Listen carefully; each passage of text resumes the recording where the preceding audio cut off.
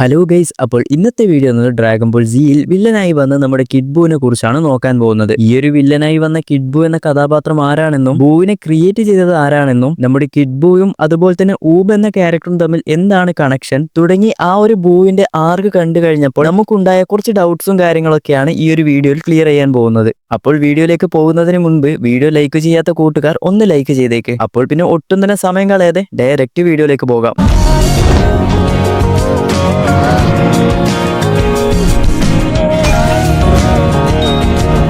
ആദ്യം തന്നെ നമുക്ക് ഈ ഒരു ബൂവിനെ നോക്കിക്കഴിഞ്ഞാൽ സീരീസിൽ ഒരുപാടധികം ബൂവിനെ കാണാൻ സാധിക്കും. അതായത് നമ്മൾ ഇപ്പോൾ ഡ്രാഗൺ ബോൾ സിയിൽ കാണുന്ന ഫാറ്റ് ബൂ, അതുപോലെ തന്നെ ഈവിൾ ബൂ, സൂപ്പർ ബൂ, ബൂട്ടങ്സ് അങ്ങനെ തുടങ്ങിയ ഓരോ വേർഷൻസ് ആണ് നമുക്ക് ഇതിൽ കാണിച്ചു തന്നത്. എന്നാൽ യഥാർത്ഥത്തിലുള്ള നമ്മുടെ ബൂവിനെ ആദ്യമായി ക്രിയേറ്റ് ചെയ്തിട്ടുള്ള ആ ഒരു ബൂ എന്ന് പറയുന്നത് നമ്മുടെ കിഡ് ബൂ ആണ്. അതുകൊണ്ടാണ് ഞാൻ വീഡിയോയുടെ തുടക്കത്തിൽ തന്നെ കിഡ് ബൂ എന്ന് എടുത്തു പറഞ്ഞത്. ഇനി ഈ ഒരു കിഡ് ബൂവിനെ ആരാണ് ക്രിയേറ്റ് ചെയ്തത് എന്ന് നോക്കാം. ഡ്രാഗൺ ബോൾ സിയിൽ നമ്മുടെ കയോഷിൻ അതായത് സുപ്രീം ഗൈസ് പറഞ്ഞത് ബാബിഡിയുടെ ഫാദർ ആയിട്ടുള്ള ബിബിഡിയാണ് ഈ ഒരു ബൂവിനെ ക്രിയേറ്റ് ചെയ്തത് എന്ന്. ഇതിന് കാരണം ഈ ഒരു ബിബിഡിക്ക് സുപ്രീം ഗൈസിനെ ഡിഫീറ്റ് ചെയ്യാൻ വേണ്ടിയാണ് ഈ ഒരു ബൂവിനെ ക്രിയേറ്റ് ചെയ്തത് എന്നാണ് നമുക്ക് ആദ്യം കാണിച്ചു തന്നത്. എന്നാൽ നമുക്ക് മറ്റൊരു തിയറി പറയുന്നത് ഈ ഒരു വേൾഡ് ക്രിയേറ്റ് ആകുന്ന ആ ഒരു ടൈമിലാണ് നമ്മുടെ ബൂ ഉണ്ടായതെന്ന്. അതായത് ബൂവിനെ ആരും ക്രിയേറ്റ് ചെയ്തതല്ല, ഈ ഒരു ഡ്രാഗൺ ബോൾ വേൾഡ് സ്റ്റാർട്ട് ആകുന്ന ടൈമിൽ തന്നെ ഓട്ടോമാറ്റിക് ആയി ഉണ്ടായതാണ് എന്നാണ് ഇവിടെ നമുക്ക് പറയുന്നത്. എന്നാൽ സത്യാവസ്ഥ എന്താണെന്ന് വെച്ച് കഴിഞ്ഞാൽ ഡ്രാഗൺ ബോൾ ഡൈമയിൽ നമ്മുടെ അനൂസ് പറയുന്നുണ്ട് യഥാർത്ഥത്തിൽ നമ്മുടെ മാജിൻ ബൂവിനെ ക്രിയേറ്റ് ചെയ്തത് മാർബ എന്ന് പറഞ്ഞിട്ടുള്ള ഒരു മന്ത്രവാദിനെയാണ്. അങ്ങനെ പുള്ളിക്കാരി മാജിൻ ബൂവിനെ ക്രിയേറ്റ് ചെയ്ത് നമ്മുടെ ബാബിഡിക്ക് അല്ലെങ്കിൽ ബിബിഡിക്ക് ഈ ഒരു ബൂവിനെ കൊടുത്തതാണ് എന്നുമുള്ള രീതിയിലാണ് നമുക്ക് ഡൈമയിൽ അവസാനമായിട്ട് ഇതിനെക്കുറിച്ച് പറഞ്ഞു തന്നത്. കൂടാതെ ഈ ഒരു മാർബ എന്ന് പറഞ്ഞ ക്യാരക്ടറാണ് ഇപ്പോൾ നമ്മൾ ഡൈമയിൽ കണ്ടിട്ടുള്ള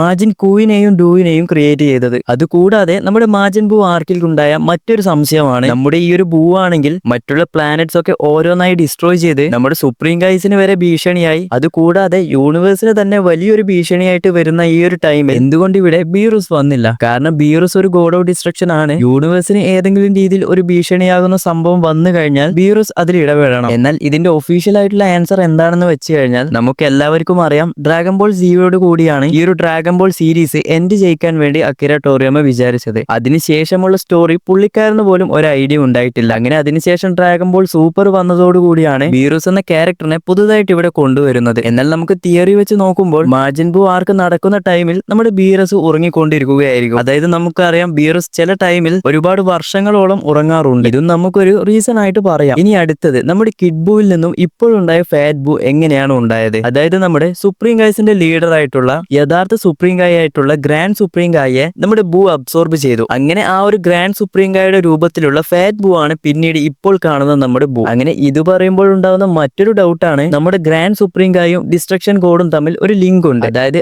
ആരെങ്കിലും ഒരാൾ മരിച്ചു കഴിഞ്ഞാൽ മറ്റേയാളും മരിച്ചു പോകും. അതായത് എക്സാമ്പിളായി പറയുകയാണെങ്കിൽ ഡിസ്ട്രക്ഷൻ ഗോഡ് മരിച്ചാൽ നമ്മുടെ ഗ്രാൻഡ് സുപ്രീം ഗായും മരിക്കും, ഗ്രാൻഡ് സുപ്രീം ഗായ് മരിച്ചാൽ നമ്മുടെ ഡിസ്ട്രക്ഷൻ ഗോഡും മരിക്കും. അപ്പോൾ ഓൾറെഡി ഗ്രാൻഡ് സുപ്രീം ഗായെ ബൂ അബ്സോർബ് ചെയ്തു. പിന്നെ എന്തുകൊണ്ട് ബീറസിന് ഒന്നും സംഭവിച്ചില്ല? ഇതിന്റെ ആൻസർ എന്ന് പറയുന്നത് നമുക്ക് മോറോ ആർക്കിൽ കറക്റ്റ് ആയി കാണിച്ചു തന്നിട്ടുണ്ട്. അതായത് നമ്മൾ ഇപ്പോൾ കാണുന്ന ബൂവിന്റെ ഉള്ളിൽ ആ ഒരു ഗ്രാൻഡ് സുപ്രീം ഗായ് ഉണ്ട്. ഗ്രാൻഡ് സുപ്രീം ഗായുടെ പവേഴ്സ് നമ്മുടെ ബൂവിന് ഉപയോഗിക്കാനും സാധിക്കും. ഇപ്പോൾ ഇതും മനസ്സിലായി എന്ന് വിചാരിക്കുന്നു. ഇനി അതുപോലെ നമ്മുടെ ഊബ് ആരാണെന്ന് നോക്കാം. നമുക്ക് കാനോണായി ഇതുവരെ ആനിമേഷൻ എന്ന രീതിയിൽ ഊബിനെ കാണിച്ചു തന്നിട്ടില്ല. എന്നാൽ ഡ്രാഗൺ ബോൾ ജിടിയിലും ഇനി വരാനിരിക്കുന്ന ഡ്രാഗൺ ബോൾ സൂപ്പറിലൊക്കെ ഈ ഒരു ഊബിനെ നല്ല രീതിയിൽ കാണിച്ചിട്ടുണ്ട്. അതായത് നമ്മുടെ ബൂ സാഗയിൽ നമ്മുടെ ഗോക്കു കിഡ് ബൂവിനെ ഡിഫീറ്റ് ചെയ്തു. അങ്ങനെ അതിനുശേഷമുള്ള കിഡ് ബൂവിന്റെ റീഇൻകാർണേഷൻ ആണ് നമ്മുടെ ഊബ് എന്ന് പറഞ്ഞിട്ടുള്ള ക്യാരക്ടർ. അതായത് കിഡ് ബൂവിന്റെ ഒരു പുനർജന്മം എന്നൊക്കെ വേണമെങ്കിൽ പറയാം. നമ്മുടെ കിഡ് ബൂ ഈവിൾ ആയതുകൊണ്ട് ഈ ഒരു ഊബും ഈവിൾ ക്യാരക്ടർ ആണെന്ന് നിങ്ങൾ കരുതരുത്. ഊബ് എന്ന് പറഞ്ഞിട്ടുള്ള ഒരു ക്യാരക്ടർ നോർമൽ ഹ്യൂമൻ ആണ്. എന്നാൽ കിഡ് ബൂവിന്റെ എല്ലാ പവേഴ്സും നമ്മുടെ ഊബിനും ഉണ്ട്. ഇത് മനസ്സിലാക്കി നമ്മുടെ ഗോക്കു ഡ്രാഗൺ ബോൾ ജിടിയിൽ ഊബിന്റെ കൂടെ ട്രെയിനിങ് ചെയ്യുന്നതും ഊബിനെ സ്ട്രോങ് ആക്കുന്നതും പല സംഭവങ്ങളും ഇവിടെ കാണിച്ചു തന്നിട്ടുണ്ട്. അതുപോലെ തന്നെ കാനോണായി എടുത്തു കഴിഞ്ഞാൽ മോറോ ആർക്കിൽ മോറോയെ ഡിഫീറ്റ് ചെയ്യാൻ വേണ്ടി പ്രധാന പങ്ക് വഹിക്കുന്നത് നമ്മുടെ ഊബാണ്. അതായത് ഊബിന്റെ എനർജി വെച്ചാണ് അവസാനം വലിയൊരു സ്പിരിറ്റ് ബോംബ് ക്രിയേറ്റ് ചെയ്ത് ഗോക്കുവിന്റെ നേരെ വിടുന്നതും തുടങ്ങിയ കാര്യങ്ങളൊക്കെ. അതുപോലെ തന്നെ ഗ്രാൻഡ് സുപ്രീം ഗായുടെ പകുതി പവർ മാത്രമേ ഇപ്പോഴുള്ള ബൂവിന്റെ കയ്യിലുള്ളൂ. ബാക്കി നമ്മുടെ കിഡ് ബൂവിന്റെ കയ്യിലാണ് ഉണ്ടായത്. കിഡ് ബൂ മരിച്ചത് കൊണ്ട് തന്നെ ഗ്രാൻഡ് സുപ്രീം ഗായുടെ പകുതി പവറും ഇല്ലാതായി. എന്നാൽ